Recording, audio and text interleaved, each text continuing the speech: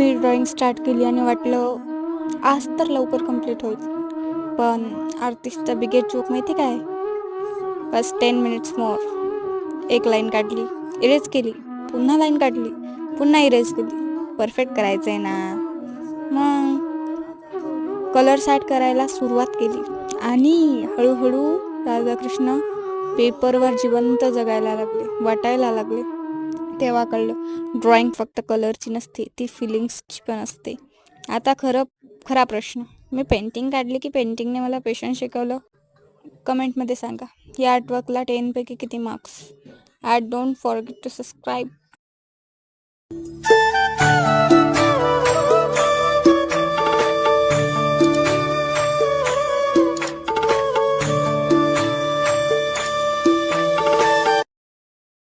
Download ShareChat.